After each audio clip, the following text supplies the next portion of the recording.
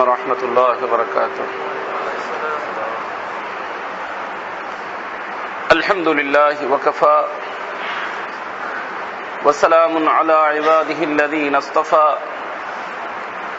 أما بعد فأعوذ بالله من الشيطان الرجيم بسم الله الرحمن الرحيم إن الذين قالوا ربنا الله ثم استقاموا تتنزل عليهم الملائكة ألا تخافوا ولا تحزنوا وأبشروا بالجنة التي كنتم توعدون نحن أولياؤكم في الحياة الدنيا وفي الآخرة ولكم فيها ما تشتهي أنفسكم ولكم فيها ما تدعون نزلا من غفور رحيم صدق الله مولانا العظيم.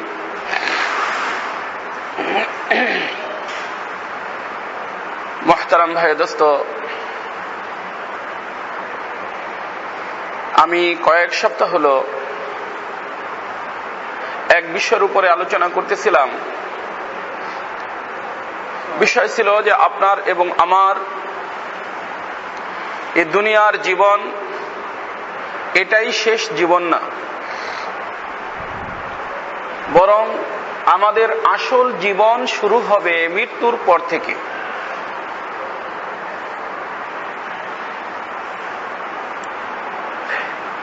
এবং বর্তমান যে জগতের মধ্যে আমরা আছি, এই জগতে ভালো মন্দ যা কিছু করতেছি, ভালো যদি করি এর প্রতিদান এবং এর জাযা আল্লাহ রাব্বুল ইজ্জত আপনাকে আমাকে দান করবেন ওই জগতে। আর যদি নাউযুবিল্লাহি মিন যালিক আপনার এবং আমার থেকে কোনো খারাপ কাজ হয়ে থাকে, ওই খারাপ কাজের জন্য শাস্তি এবং সাজা এটাও আল্লাহ পাক দিবেন ওই জগতে। তো যার কারণে দুনিয়ার জগতের নাম হলো দারুল আমাল, আমলের জগৎ। এখানে আসছি কাজের জন্য, কাজ করার জন্য আসছি। আমি আপনাদেরকে হযরতে হারুন রশিদ রাহমাতুল্লাহ আলাইহি সাহেবজাদার ঘটনা শুনাইছি। উনি বলছেন যে কাজ কেন করব না, আসছি তো কাজের জন্য। তো আপনার এবং আমার এ জগতে আসাই কাজের জন্য। আল্লাহ রাসূল ইরশাদ ফরমান যে এখানে কাজ আছে, আমল আছে, হিসাব নাই। আর সামনের জগতের মধ্যে হিসাব হবে, আমল নাই। এইটার নাম হলো দারুল আমাল, ওইটার নাম হলো দারুল হিসাব,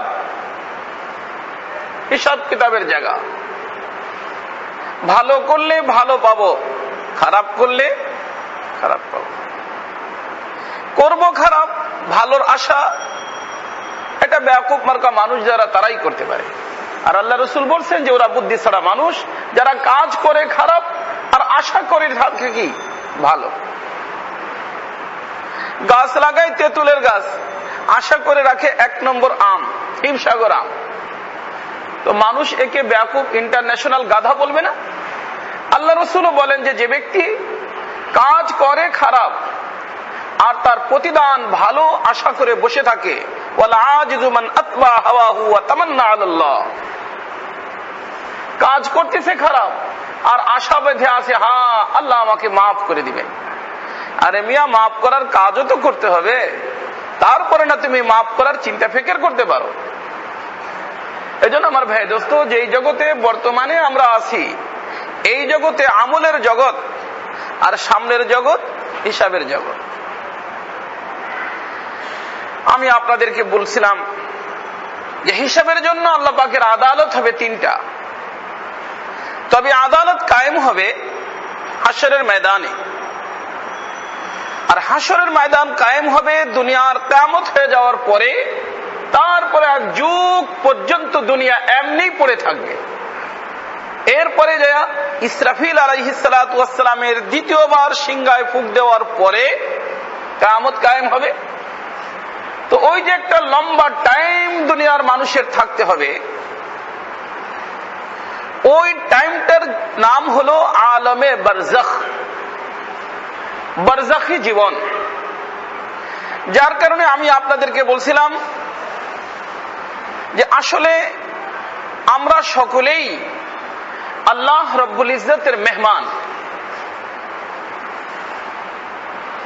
আল্লাহর মেহমান, গেস্ট, দয়ফ, মেহমান।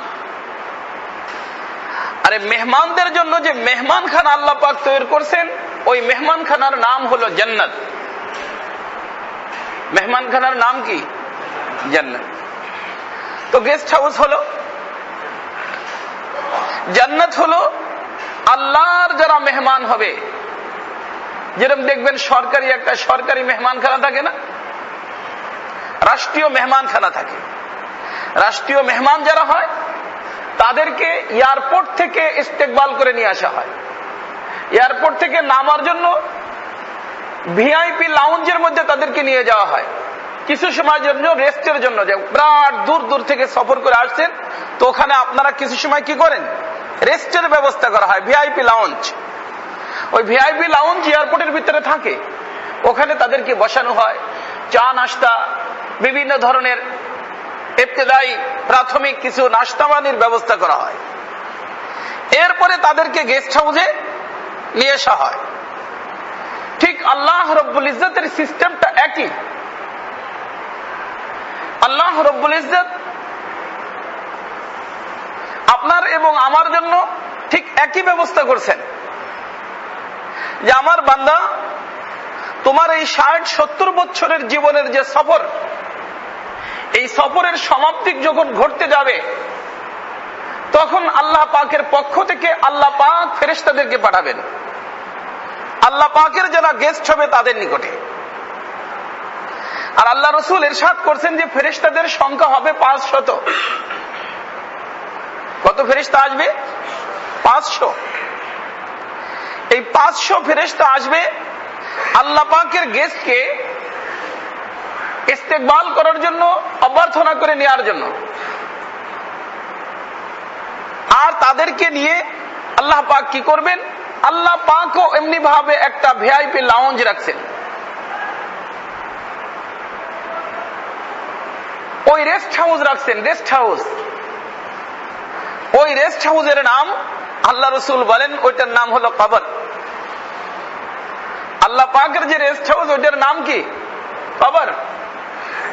হ্যাঁ, আল্লাহ রাসূল বলছেন যে তোমরা যেই চক্ষু দিয়ে কবরের সিদ্ধান্ত নিচ্ছ, এটা তো তোমাদের জাহিরি চক্ষু, কিন্তু আল্লাহ রব্বুল ইজ্জতের পক্ষ থেকে আল্লাহ পাক যে আমাকে বাতিনি চক্ষু দান করছেন, ওই বাতিনি চক্ষু দিয়ে আমি মুহাম্মদুর রাসূল সিদ্ধান্ত নিচ্ছি রাউযাতুম মিন রিয়াদিল জান্নাহ।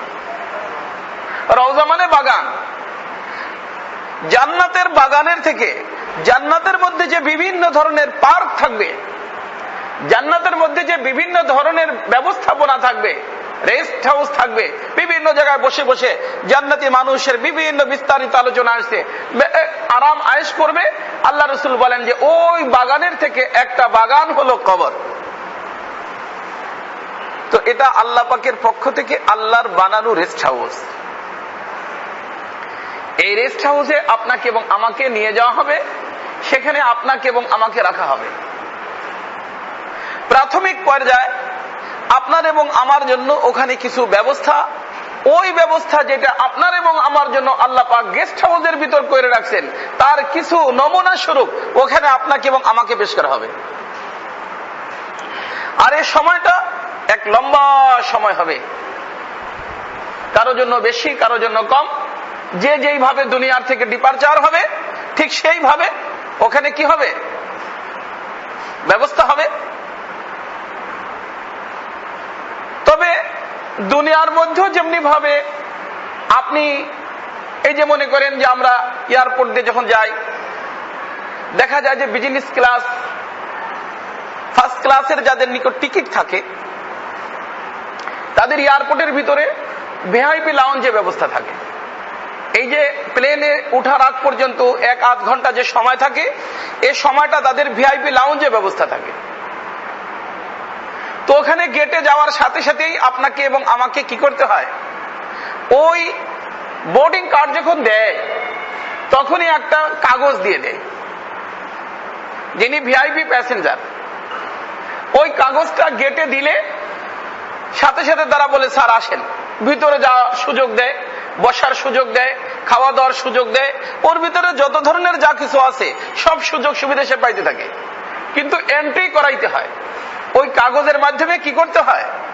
এন্ট্রি করতে হয়।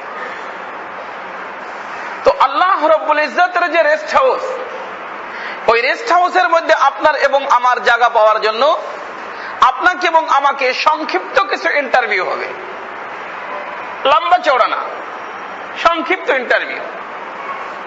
শুধুমাত্র সে আল্লাহর গেস্ট কিনা এটা বোঝার জন্য কয়েকটা কথা। আর আমি বলছিলাম যে এমন কথা যেগুলো জিজ্ঞাসা করবে আল্লাহর ফেরেশতারা তিনটা। কয়টা হবে? তিনটা কথা হবে। একটা কথা পুরানো কথা,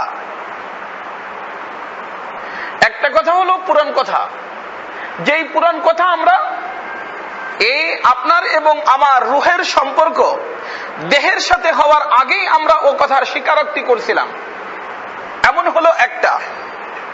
আর দুইটার সম্পর্ক হলো এই জগতের সাথে। মনে রাখবেন ভালো করে আমার কথা। ওই তিনটে কথার একটা কথা তো যখন আপনাকে এবং আমাকে আল্লাহ পাক সৃষ্টি করছেন, আমি বলছি আপনাকে এবং আমাকে, একটা হলো আপনার এবং আমার দেহ, আর একটা হলো আপনি এবং আমি। বুঝছেন? একটা হলো আপনার আমার দেহ। মুজাদ্দিদে জামান আজীব কথা বলছেন যে আজ সমস্ত উম্মত এক ভুলের পথে। একটা হলো আপনার এবং আমার সওয়ারি, যেরকম একটা ঘোড়া, মনে করেন ঘোড়ার উপরে একজন বসা থাকে, আর একটা হলো ঘোড়া। ঘোড়া দামি না ঘোড়ার উপরে যে বসা থাকে সে দামি? ঘোড়ার উপরে যে বসা থাকে সেই দামি। যদি কোনো বেয়াকুফ এমন হয় ঘোড়ার খেদমতে লাগছে কিন্তু ঘোড়ার উপরে যে বসা আছে তার কোনো খবরই নাই, আপনাদের ধারণায় কি হবে? ও বুদ্ধিমান না বেয়াকুফ? আমার ভাই দোস্ত, বেয়াকুফের জীবন আমরা কাটাইতেছি। আসলে আপনি এবং আমি বলতে যে জিনিসটা, সেটা কিন্তু এই যে যেটা দেখতেছেন দেহ, এটার নাম না। এটা তো আপনার এবং আমার সওয়ারি, ঘোড়া। আপনি আমি এটা না। সর্বপ্রথম আল্লাহ পাক আপনাকে এবং আমাকে পয়দা করছেন, এরপরে আপনার আমার দুনিয়ার জগতে পাঠানোর জন্য আল্লাহ পাক একটা সওয়ারির ব্যবস্থা করছেন। সেই সওয়ারি হলো এই দেহটা। সওয়ারি হলো কি? দেহটা। বুঝতেছেন সবাই? ভালো করে বুঝেন। সমস্ত মেহনত, সমস্ত চেষ্টা, সমস্ত মুজাহাদা আজ আমরা করতেছি সওয়ারির পিছনে। সওয়ারির শান্তি হোক, সওয়ারির ঘর হোক, সওয়ারির বাড়ি হোক, সুন্দর পোশাক হোক, সুন্দর লেবাস হোক, এই হোক সেই হোক, ইত্যাদি ইত্যাদি, সব মেহনত চলতেছে সওয়ারির জন্য। কিন্তু যে সওয়ার, যার জন্য আল্লাহ পাকে এই সওয়ারিকে তৈরি করলেন, তার খবর নাই, তার খবর নাই। আল্লাহ সত্যিকারের মানুষ হলো ওরা যারা সওয়ারির ফিকির খতম করে দিয়া সওয়ার যে থাকে, আরোহী যে থাকে, তার ফিকির করে। সে হলো আপনার এবং আমার রূহ, এবং আপনি এবং আমি। আপনার এবং আমার রূহকে আল্লাহ পাক সর্বপ্রথম পয়দা করছেন, হাদিস শরীফের ভিতরে আসছে, কোরআনে কারীমের ভিতরে আসছে, যখন আপনার আমার দেহ পয়দাও হয় নাই।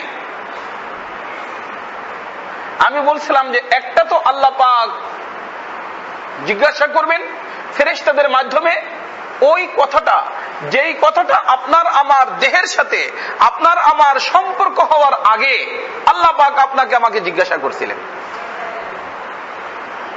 সেটা কোথায়? রূহের জগতের মধ্যে। ওই রূহের জগতের মধ্যে আব্বাজির দেহ ছিল না, আব্বাজির দেহ তখন আল্লাহ পাক বানান নাই। আব্বাজির দেহ তৈরি হয়েছে তো পরে, মাটির দ্বারা, বিভিন্ন জিনিসের দ্বারা আল্লাহ পাক আব্বাজির দেহ তৈরি করছেন। কিন্তু আব্বাজির দেহ তৈরি করার আগে আল্লাহ পাক আপনাকে আমাকে সকলকে, আব্বাজি সহ সকলকে আল্লাহ পাক বানাইছেন।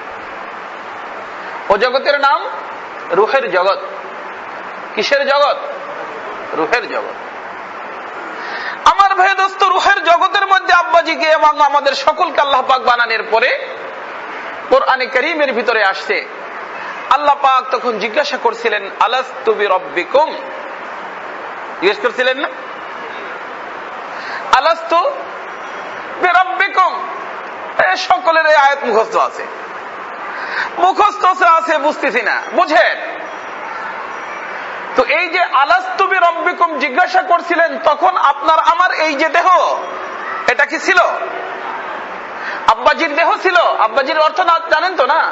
এই কয়েকদিন ধরে কপাল পোড়ারা আবার পত্রিকায় লেখা শুরু করছে ডারউইনের কথা, বান্দরের নসল, বান্দরের জাত ও বান্দরের কথা লেখা শুরু করছে। কিন্তু আমরা কি বান্দরের জাত? লা হাওলা ওয়ালা কুওয়াতা ইল্লা বিল্লাহ। আমরা আদম সন্তান, আমরা আদমি, আদম সন্তান, আমরা মানব জাতি, বান্দরের জাতি না। আমরা আদম আলাইহিস সালাতু ওয়াস সালাম থেকে আমরা সকলে। ওই যে আব্বাজির দেহ আল্লাহ পাক সর্বপ্রথম বানাইলেন, যে ওই যখন আল্লাহ পাক এই কথা জিজ্ঞাসা করছিলেন, ও তখন কি আব্বাজির দেহ তৈরি হয়েছিল? কি বলেন উলামায়ে কিরাম আছেন না? কি বলেন আপনারা? কোথাও নাই, তাফসীরের মধ্যে, হাদিসের মধ্যে, কোরআনের মধ্যে কোথাও নাই। তার অর্থ যে সওয়ারির ব্যবস্থা হয় নাই, আগে কিসের ব্যবস্থা হয়েছে? সওয়ারের ব্যবস্থা হয়েছে। কারণ সওয়ারি তো মেইন না, মেইন হলো কি? সওয়ার, উপরে যে থাকে। আপনার আমার রূহ হলো আসল। ওই রূহকে আল্লাহ পাক সৃষ্টি করার পরে সমস্ত রূহকে আল্লাহ পাক লাইন ধরে দাঁড়া করছেন।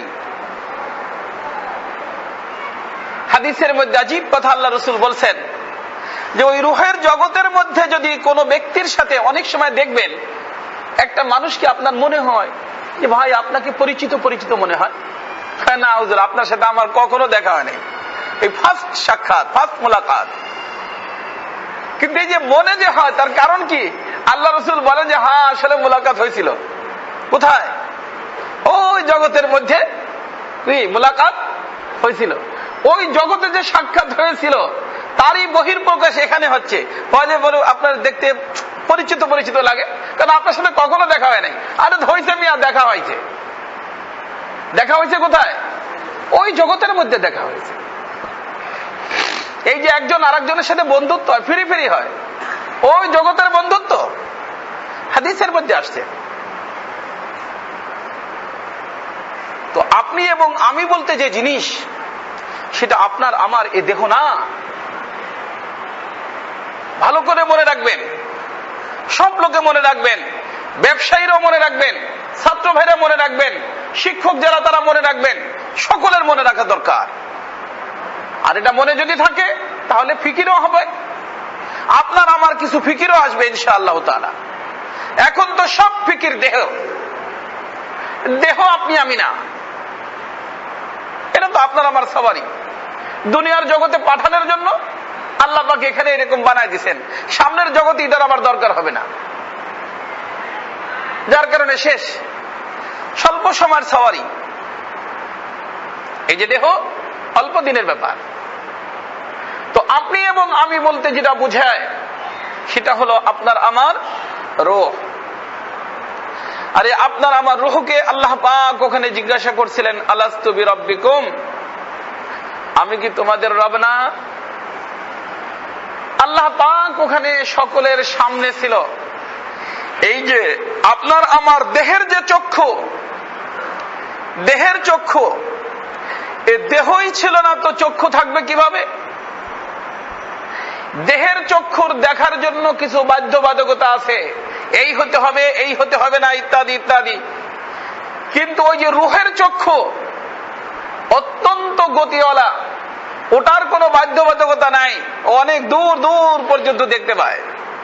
আপনি চক্ষু বন্ধ করেন, এরপরে আপনি চিন্তা করেন যে আমি আমেরিকায় আছি, আপনারা নিষেধ করবে কেউ? হ্যাঁ, এরপরে আমেরিকায় যদি আপনি থাকেনি, মনে করেন দেশে বেড়াইতে আসছেন, এখন যদি আপনার ঘরের সামানপত্র ইত্যাদি ইত্যাদি কোথায় কোনটা রাখা আছে ইত্যাদি সবকিছু দেখেন, তো আপনারা কেউ নিষেধ করবে? হ্যাঁ, এই দেখেন না, একটু চোখ বুঝে দেখেন না। মনে করেন এখন আপনার বাসাতে, এখানে মসজিদে আছেন, বাসার ভিতর কোথায় কি রাখা আছে চোখ বন্ধ করে দেখতে পারবেন না? পারবেন? এই চোখ দিয়ে দেখেন, দেখতে পারবেন? এই চোখ দিয়ে, দেহের চক্ষু দিয়ে দেখতে পারবেন না, দেখা যাবে না। আপনি যদি বলেন আমি দেখতেছি, বলবে যে পাগল হয়েছে ভাইয়া, পাগল, তোমার পাবনা নিয়ে যাওয়ার দরকার, বুঝছেন? আর যদি বলেন যে না আমি চোখ বুঝে দেখতেছি, তাহলে তুমি আমেরিকা কোনো লন্ডন অন্য অন্য দূরেও দেখতে পারো। তো বোঝা গেল ওটা দিয়ে অনেক দূর পর্যন্ত দেখা যায়। তবে চক্ষু দুইটা খোলে, একটা হলো এই যে দেহের চক্ষু মাথার ভিতরে লাগানো আছে, আর একটা হলো অন্তরের চক্ষু, দিলের চক্ষু। দিলের চক্ষু আল্লাহ পাক যদি খুলে দেন, ভাগ্যবান মানুষ তারা। তবে সেটা খোলানোর জন্য চেষ্টা করতে হয়, এমনি এমনি খুলে না, খোলাইতে হয়, বুঝছেন? ওটাকে কি করতে হয়? খোলাইতে হয়। ও কিভাবে খোলাইতে হয়? আমি খানকার ভিতরে গত সপ্তাহে কিছু আলোচনা করছিলাম, আজকেও যদি আল্লাহ তৌফিক দিয়ে আলোচনা করব। এটা বলতে গেলে তো আমি যেটা বলতে চাচ্ছি সেটা বলা হবে না। ও চক্ষু খুলে, ও চক্ষু খুলাইতে হয়।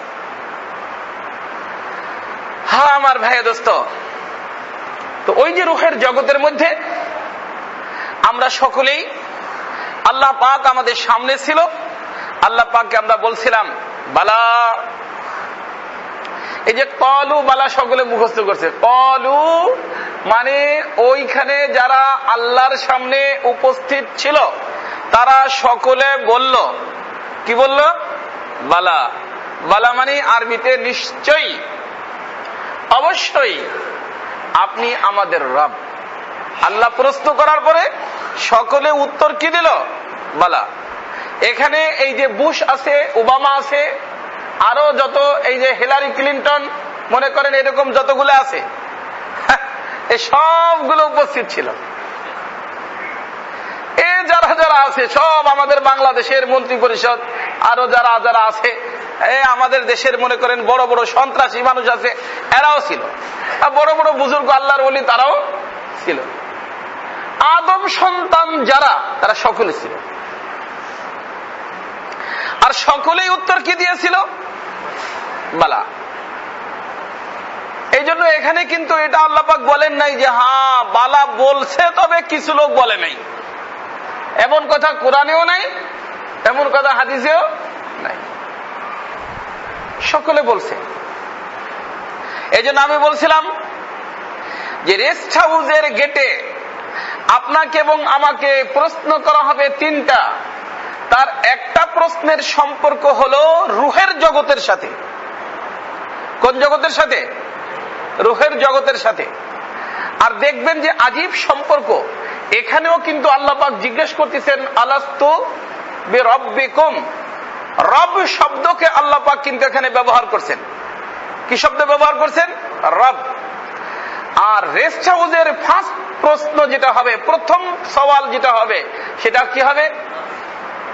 কি আছে হাদিসের ভিতরে? মৌলভী সাহেবরা বলো, মার রব্বুক। কি শব্দ ব্যবহার করা হয়েছে? রব। আরে মান মানে কি? মান রব্বুক।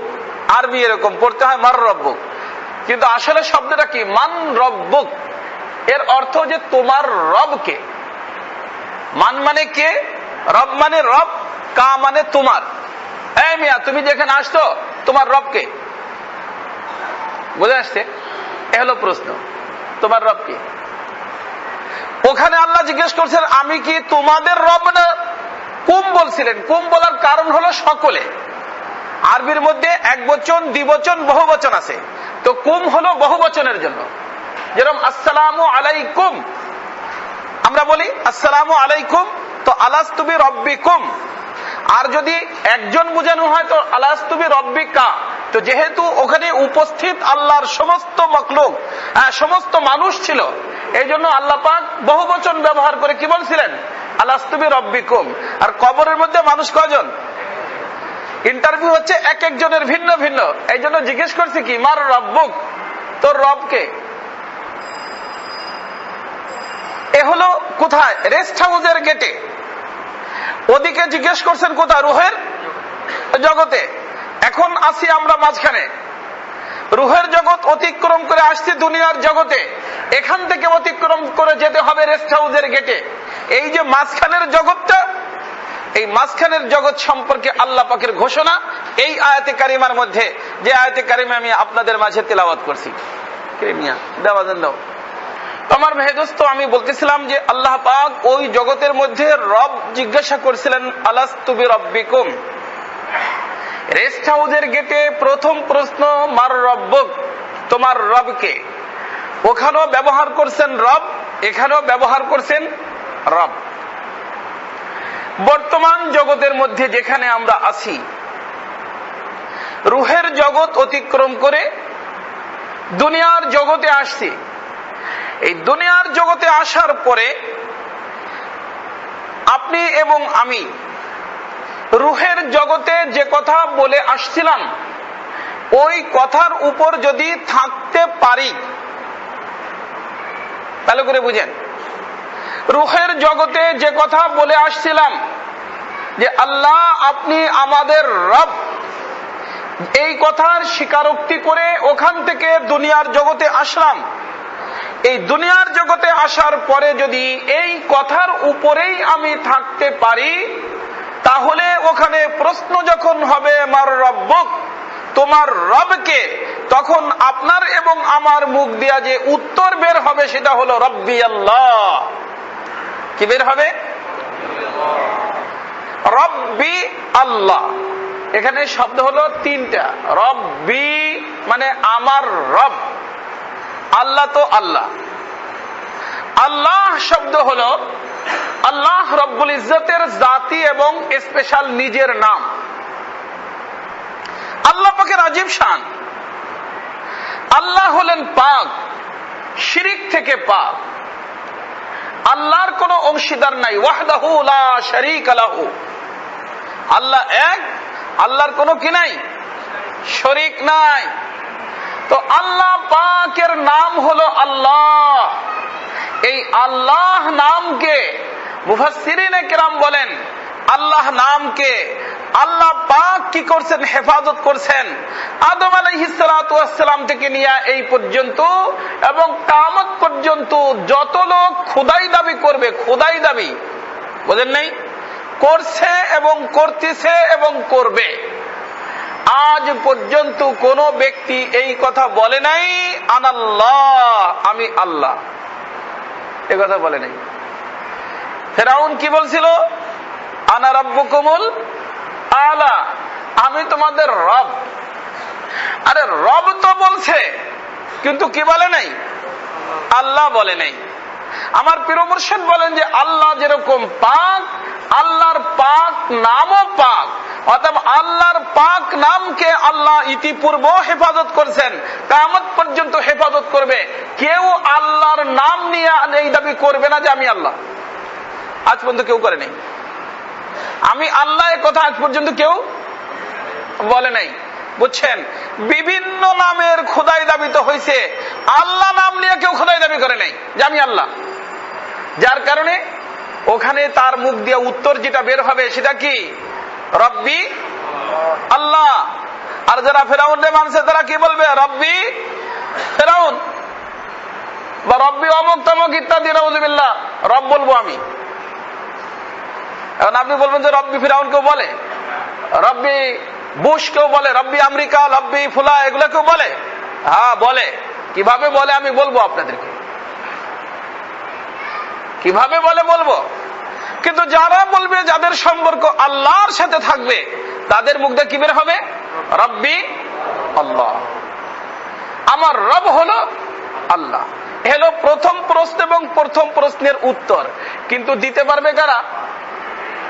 যারা ওই রুহের জগতের মধ্যে যারা বলছিল যে আপনি আমাদের রব।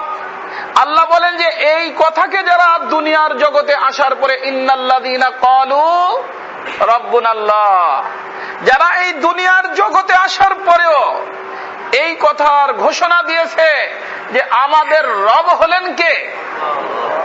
আল্লাহ। ইন্নাল্লাযীনা ক্বালু রাব্বুনাল্লাহ, যারা দুনিয়ার জগতে আসার পরে এই কথার ঘোষণা দিয়েছে যে আমাদের রব হলো কে? আল্লাহ। কিন্তু এখানে সামনে আল্লাহ পাক আরেকটু বলছেন, সুম্মাস্তাকামু। এটা দুনিয়ার জন্য দরকার, সামনেও প্রয়োজন হবে না, পিছনেও প্রয়োজন ছিল না, এই মাঝখানের জগতের জন্য সুম্মাস্তাকামুর দরকার। ওই জগতের মধ্যে আপনাকে এবং আমাকে রব বলতে বাধার সৃষ্টি করবে এমন কোন শক্তি ছিল না। আর এ জগৎ থেকে যখন ডিপারচার হয়ে আপনার এবং আমার কবরের জগতে যাওয়া হবে, তখনও আপনাকে আমাকে বাধার সৃষ্টি করবে এমন কেউ থাকবে না। ওই জগতেও ছিল না, সামনের জগতেও থাকবে না। কিন্তু বর্তমান যেই জগতে আছি, এই ঘোষণা যদি করি রব্বি আল্লাহ, এদিক থেকে পাথর ছুটে আসতে পারে, এদিক থেকে তীর ছুটে আসতে পারে, এদিক থেকে গুলি আসতে পারে, এটা আসার সম্ভাবনা আছে। যেহেতু আছে, এই জন্য আল্লাহ পাক ঘোষণা দিয়েছেন সুম্মাস্তাকামু। শুধু রব বলাই যথেষ্ট না, রবের ঘোষণা দেওয়াই যথেষ্ট না। যত ধরনের বাধা আসবে, সমস্ত বাধাকে উপেক্ষা করে জানকে উৎসর্গ করতে হলেও জানকে উৎসর্গ করে এই কথার উপরে যারা মজবুত থাকবে, এই কথার উপরে অটুট থাকবে, এই কথার উপরে অটল থাকবে, ইস্তেকামতের সাথে থাকবে, তাদের জন্যই আমার সামনের সুসংবাদ। বুঝছেন? তো ওই জগতেও সমস্যা ছিল না, সামনের জগতেও সমস্যা হবে না। সমস্যা হলো কোন জগতে? এই যেখানে আছি। বুঝতেছেন আপনারা? এইটা বলতেছেন কে? এই যে আমি আপনাদের সামনে পেশ করতেছি, কার কালাম? আল্লাহ পাকের কালাম। আল্লাহ পাক জানেন যে সমস্যা আসবে।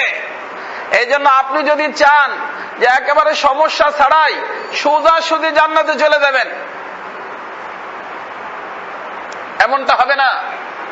আফাহাসিবতুম আন তাদখুলুল জান্নাতা, কি আছে? ওয়ালাম্মা ইয়াতিকুম মাসালুল লাযীনা খালাউ মিন ক্বাবলিহিম মাসাতহুমুল বাসাউ ওয়াদ-দাররাউ ওয়া যুলজিলু হাত্তা ইয়াকুলার রাসূলু ওয়াল্লাযীনা আমানু মাহু মাতা নাসরুল্লাহ আলা ইন্না নাসরাল্লাহি করিব। আল্লাহ বলছেন, আরে মিয়া, আমার গেস্ট হাউস, সোজাসুজি চলে আসবা, একটু কষ্ট তো হবে। তবে রাহমাতুল লিল আলামিন সাল্লাল্লাহু আলাইহি সাল্লামের বরকতে আমাদের কষ্টকে কম করে দেওয়া হয়েছে। আল্লাহ পাক বলেন যে ইতিপূর্বে কষ্ট কেমন হয়েছে তা শুনছো? মাসাতহুমুল বাসাউ ওয়াদ-দাররাউ ওয়া যুলজিলু, কঠিন কঠিন শাস্তি তাদের উপরে আসছে যারা আল্লাহকে রব বলে স্বীকার করছে। ওই গেস্ট হাউসের পথিক যারা, আল্লাহর মেহমান খানার পথিক যারা, তাদের উপরে বিভিন্ন ধরনের বালা মুসিবত আসছে। আসার পরে তারা চিৎকার দিতে হয়েছে, মাতা নাসরুল্লাহ, আল্লাহ তোমার সাহায্য কবে আসবে? আর তো পারতেছি না। আল্লাহ পাকের পক্ষ থেকে উত্তর আসছে, আলা ইন্না নাসরাল্লাহি করিব, হ্যাঁ বান্দা ঘাবড়ায়ও না, বাস আমার সাহায্য চলে আসছে। বুঝছেন?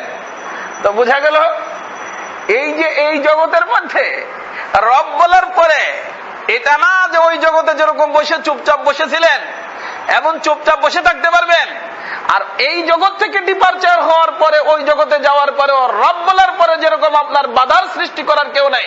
এই মিয়া খবরদার, রব বলতে পারবে না। এই মিয়া তুমি খবরদার মুহাম্মদুর রাসূল সাল্লাল্লাহু আলাইহি সাল্লামের সুন্নাত তরিকায় চলতে পারবে না, এমন বাধার সৃষ্টি ওই জগতে কেউ করবে না, ওই জগতে কেউ করে নাই। কিন্তু এ জগতে বাধা কি আসবে এটা কে জানতেন? আল্লাহ পাক জানতেন। এই জন্য আল্লাহ বলছেন যে মিয়া শুধু বলাই যথেষ্ট না, সুম্মাস্তাকামু, এই কথা বলার উপরে, এই কথার উপরে তোমাকে কায়েম থাকতে হবে। কি থাকতে হবে? কায়েম থাকতে হবে। বুঝতেছেন কথাটা? ভালো করে বুঝেন, কোরআনে কারীম বলতেছি, কোরআন বুঝেন, কোরআনে কারীম বলতেছি। বাধা আসবে, বাধা আসছে, বাধা আসবে। বর্তমান জমানাও বাধা আছে। আর এটা মনে করবেন না যে আজকে যতটুক যেইভাবে আসি আগামীকালের থেকে বিরাট কিছু ভালো হয়ে যাবে। মুসলমানও, হ্যাঁ মুসলমান ভাইরা লক্ষ্য করে শুনেন, মনে রাখবেন যেই দিন আপনার যাচ্ছে ভালো যাচ্ছে, যেই দিন সামনে আসবে এর থেকেও কঠিন আসবে। ঈমানকে মজবুত করা দরকার, কারণ এমনটা হতে হতেই তো দাজ্জাল আসবে। বর্তমান বিশ্বের ভিতরে যত ধরনের এই যে মনে করেন যে মিডিয়া,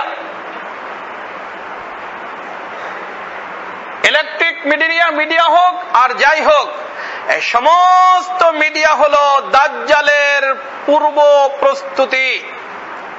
এসবগুলো দাজ্জাল করবে, দাজ্জালের ইতিহাস। আল্লাহ পাক যদি আমাকে তৌফিক দেন একবার আপনাদের সামনে পেশ করব, আপনারা বুঝবেন যে সব কিছু আসলে দাজ্জালের প্রস্তুতি, সব দাজ্জালের প্রস্তুতি। দাজ্জাল আপনার আমার রগরিসার ভিতর ঢুকে যাচ্ছে, ঘরে ঘরে দাজ্জাল ঢুকে যাচ্ছে। দাজ্জালের মিশন আপনার আমার ঘরে ঘরে পৌঁছে দিচ্ছে। গতকাল আমার নিকটে আমাদের অপু ভাই নিয়ে এসছে এক আল্লাহর বান্দাকে, আমার সাথে সম্পর্কে মোহাম্মদ আলী সম্ভবত নাম, এদিকে থাকে, হজে যাচ্ছে। ওকে আমি বলছি যে যাচ্ছ তো হারাম শরীফে, খবরদার। হারাম শরীফের ভিতর থেকে আল্লাহ পাকের নূর তাওয়াব করে, আল্লাহর ঘর দেখা, তেলাওয়াত করে, নামাজ পড়ে যে নিয়ে হোটেলে আসবা, আসার পরে সতর্ক থাকবা, ওখানে কিন্তু তোমার আমার ঈমানকে নষ্ট করার ব্যবস্থা হোটেলের রুমের ভিতর রাখা আছে। কয় যে হুজুর কি কোন? শুনছি নন মুসলিমদের এন্ট্রি নিষেধ। কোথায়? হারাম শরীফের যে এরিয়া, মক্কা শরীফের যে এরিয়া, যারা নন মুসলিম, মুসলমান না, তাদের দাওয়া নিষেধ, তারা যেতে পারবে না। দাজ্জালও ঢুকতে পারবে না মক্কা মদিনায়। বুঝেন নাই? দাজ্জাল কি করতে পারবে না? ঢুকতে পারবে না। ফেরেশতার পাহারা লাগানো থাকবে, আল্লাহ রাসূল বলছেন। ফেরেশতা ডান্ডা লাগাই দিবেন দাজ্জাল, কিন্তু খবরদারি দিকে সামনে বাড়বি না। কিন্তু দাজ্জাল আগের থেকেই ব্যবস্থা গ্রহণ করছে, আমি তো যাব না, আমার সব কিছু ওই মক্কা শরীফের ভিতরে ঢুকাই দিব। বুঝেন নাই? তারের মাধ্যমে ঢুকাই দিব, তার ছাড়া ঢুকাই দিব। আজ হারাম শরীফের চতুর্দিকে 5 star hotel, 3 star hotel, 4 star hotel, পুরান ধুরান যত হোটেল ছিল সব হোটেল ভাঙে জোরে 5 স্টার হোটেল বানানো হয়েছে, ক্লিন, সাফ সুতরা। আর প্রত্যেক হোটেলের প্রত্যেক রুমের মধ্যে ডিশের লাইট, প্রত্যেক রুমের প্রত্যেক। হুজুর নন মুসলিমদের প্রবেশ নাকি নিষেধ? আমি নন মুসলিমের প্রবেশ তো নিষেধ। এমনি হাইটে হাইটে গাড়ির মধ্যে লেখা আছে যে গাড়ি মুসলিমদের রোডে দেয়, মুসলমানদের রোডে দেয়, লেখা আছে। কিন্তু প্রত্যেকের ঘরে আজকাল তো প্রত্যেকের গাড়িতেও, ওইদিন আমি আসতেছি, এক বেচারা ড্রাইভার বেচারা টিভি একটা গাড়ির ভিতরে চালাইয়া উলঙ্গ নাচ গাড়ি চালাই দিছে।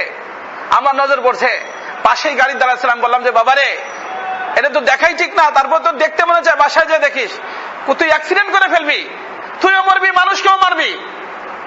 গাড়ি চালানো অবস্থা তোর নজর তো গাড়ির ইসের পর সামনে নাই, টিভির ভিতরে। একটু রাগ হয়েছে আমার পরে। আমি রাগ হওয়ার পরে আমার যেটা বলা সেটা আমি বলছি। আমার ভাই দোস্ত, সবগুলো দাজ্জালের প্রস্তুতি। একটা হলো বড় দাজ্জাল। আল্লাহ রাসূল বলছেন যে দাজ্জালের আসার আগে দাজ্জালা, আল্লাহ রাসূল বলছেন অনেক দাজ্জাল হবে। তার ভিতরে একটা হলো কানা দাজ্জাল, ওরা তো আসবে, ওটাও ইহুদি হবে। হাদিসের মধ্যে আসছে ওটা কি হবে? ইহুদি হবে, ইহুদি রাষ্ট্র হবে। এই যে যেখানে ওরা ইহুদি রাষ্ট্রের দাবি করতেছে, আল্লাহ রাসূল বলে গেছেন হাদিস শরীফের ভিতরে আসছে। ওইখানে যে এসে প্রথম কি হবে?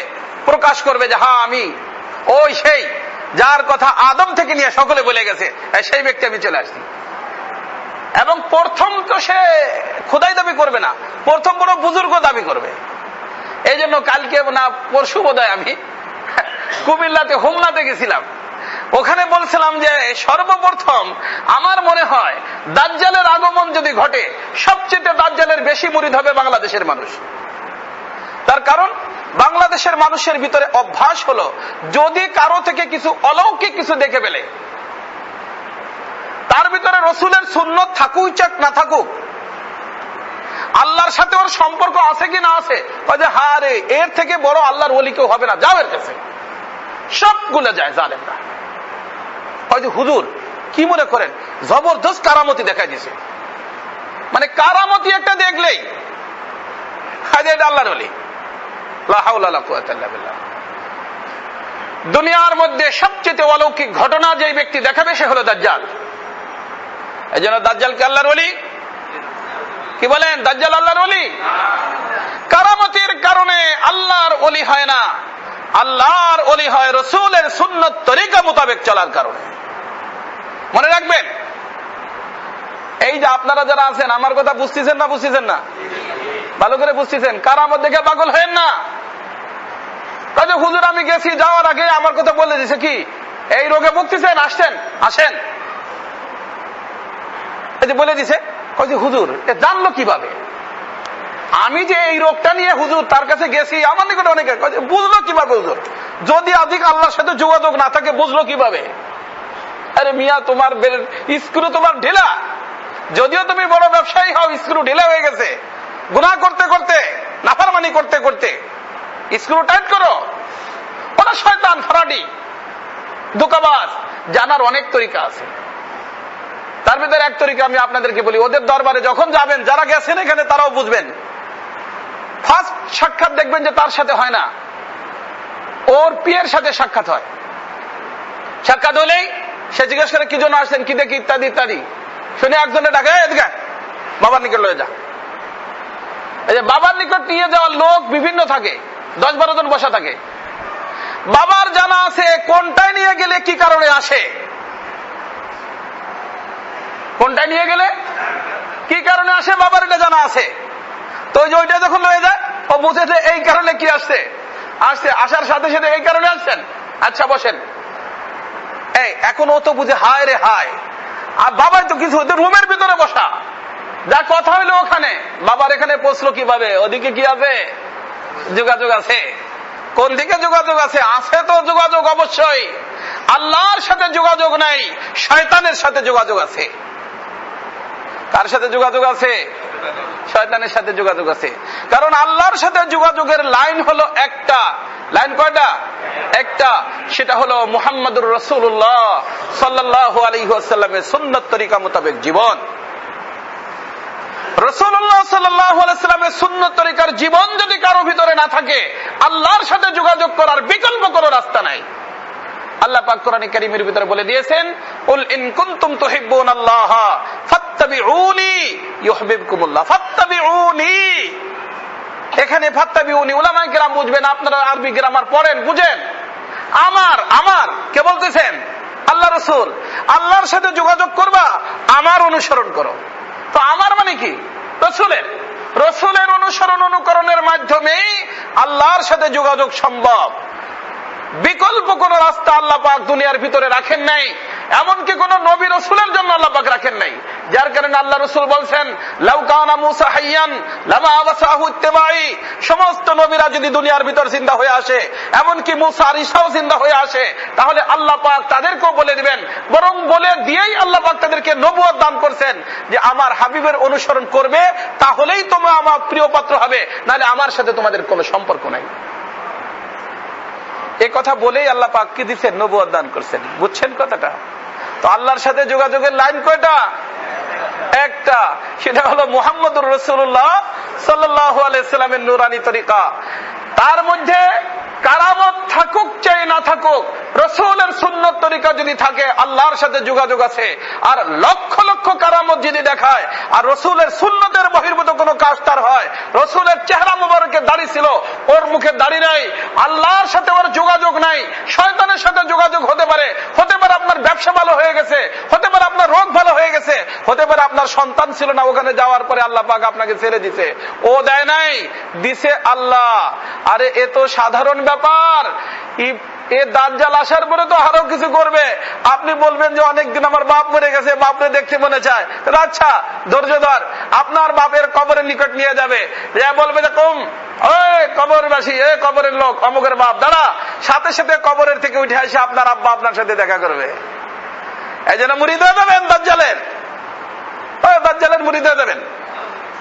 তো কারামতি দেখে মানুষের মুরিদান কেন রে মিয়া? বুঝান আমার এটা কেন? এই জন্য বাংলাদেশের মানুষ খালি কারামত একটা দেখলেই কয় যে হুজুর একটা অলৌকিক ঘটনা ঘটে গেছে, এ কি আল্লাহর ওলি না হয়ে পারে? আরে আল্লাহর ওলি কারামতের সাথে সম্পর্ক না। আল্লাহর ওলির সম্পর্ক কিসের সাথে?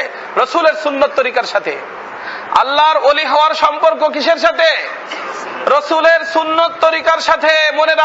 মনে রাখবেন ভালো করে, রসুলের সুন্নত তরিকার সাথে। এর থেকে আগে আমার বুঝানোর কোনো তৌফিক নাই। বুঝলে আলহামদুলিল্লাহ, না বুঝলে আমার কিছু করার নাই। কিন্তু যা বলতেছি আলহামদুলিল্লাহ সহি বলতেছি।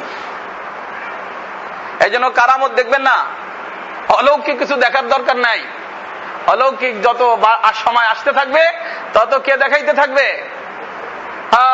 দাজ্জালের চেলারা দেখাইতে থাকবে, দাজ্জালের চেলারা দেখাইতে থাকবে। আমি দাজ্জালের ইতিহাস একবার শুরু করবেন সেলাই মসজিদে, লাগবে 10-15 জমা লাগবে, আচ্ছা 4-5 মাস লাগবে দাজ্জালের ইতিহাস শুরু থেকে শেষ পর্যন্ত বলতে বলতে।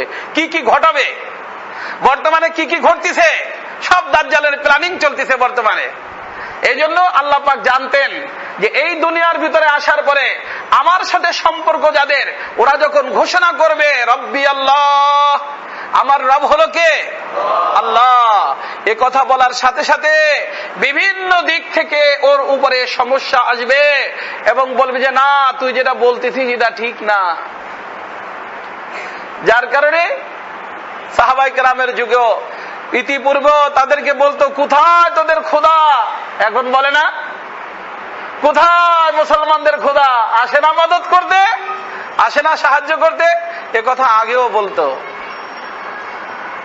আগেও মুসলমানরা শুনছে, বর্তমানে মুসলমানরা শুনতেছে কোথায় মুসলমানদের খোদা? দেখে নাই যে মিজাল এসে পড়ে? দেখে, দেখবে, দেখতেছে।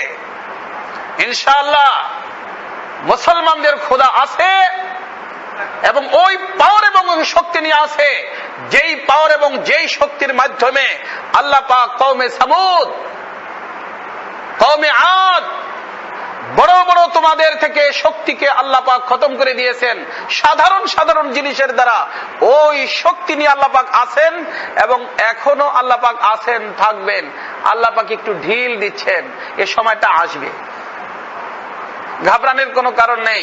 আল্লাহ বলেন ইন্নাল্লাযীনা ক্বালু রাব্বুনাল্লাহ, অবশ্যই আমার ওই সমস্ত বান্দা যারা রূহের জগতের মধ্যে বলে আসছিল যে আমরা আল্লাহ, আপনি আমাদের রব, দুনিয়ার জগতে আসার পরেও তারা এই ঘোষণাই দিয়েছে রাব্বুনাল্লাহ, আমাদের রবকে আল্লাহ।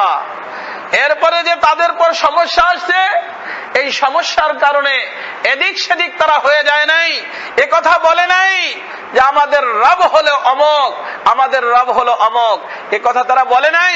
বরং কি করছে? সুম্মাস্তাকামু, তারা এই কথার উপরে মজবুত রয়েছে, অটুট রয়েছে, এই কথার উপরে স্থির রয়েছে। কোন শক্তি তাদেরকে এই কথার থেকে এদিক সেদিক করতে পারে নাই। এদিক সেদিক করার শক্তি হবে। এখন কথা হলো যে রব শব্দের ভিতরে এমন কি জিনিস রইল যে রব বলার সাথে সাথে সমস্যা? রবের ভিতরে এমন কি জিনিস?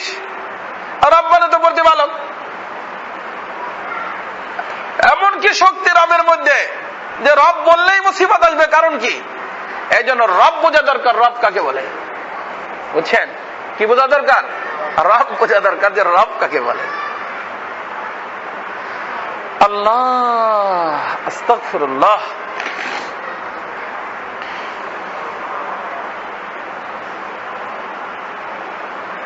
এই ঘড়িতে কত বাজে? হ্যাঁ, 26। যাই হোক, সময় যেহেতু শেষ, আল্লাহ পাক যদি তৌফিক দান করেন ইনশাআল্লাহ আগামী সপ্তাহে আলোচনা করব যে রব কাকে বলে। এই যে আল্লাহ পাক রুহের জগতে রব বলাইলেন, এ জগতে রব বলতে বললেন, কবরের জগতে প্রশ্নের ভিতরে রব শব্দ, রুহের জগতে রব, দুনিয়ার জগতে রব, কবরের জগতে রব। রব কি? আর রব দুনিয়ার জগতে বলার পরে মুসিবত কেন? এই জিনিস যখন বুঝে আসবে তখন আমাদের অবস্থানটা বুঝে আসবে যে আমরা আল্লাহকে রব মানতেছি না অন্য কাউকে রব মানতেছি। এই জন্য আমি বলছি যে যারা আল্লাহকে রব মানবে তারা তো কি বলবে? রব্বি আল্লাহ। আমাদের রব হলো কে? আল্লাহ। আর দুনিয়ার জগতে যারা রবকে রব মানবে না, লা ইলাহা ইল্লাল্লাহ আমরা অনেকে আছি পড়ি, কিন্তু আল্লাহকে রব মানি না।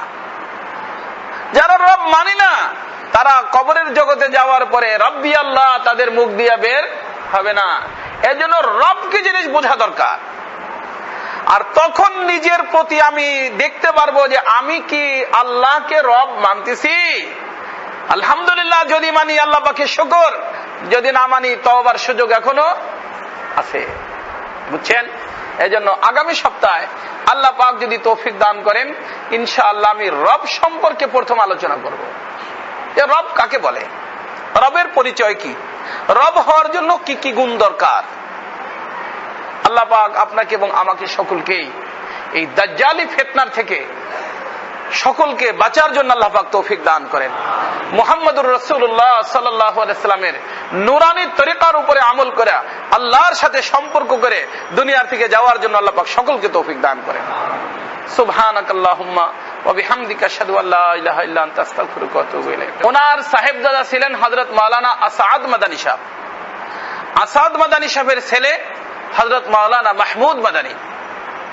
উনি ইনশাআল্লাহ আসবেন রবিবার 8 তারিখ খানকায়। আসরের নামাজ থেকে মাগরিব পর্যন্ত থাকবেন, বয়ান করবেন, দোয়া করবেন। ইন্দ্রা সাইয়্যেদ মানুষ। কি মানুষ? সাইয়্যেদ। আর সাইয়্যেদ বহুত বড় জিনিস। আমার আলোচনার তো সময় নাই, যেহেতু সময় হয়ে গেছে। সাইয়্যেদ বহুত বড় জিনিস এবং উনরা যে সাইয়্যেদ এটা ফাইনাল কনফার্ম। অর্থাৎ ওনাদের নিকটে একটু বসা, ওনাদের সোহবতে বসা, ওনাদের দুটো কথা শোনা, এটা বহুত বড় বরকতের জিনিস। বুঝে আসছে না?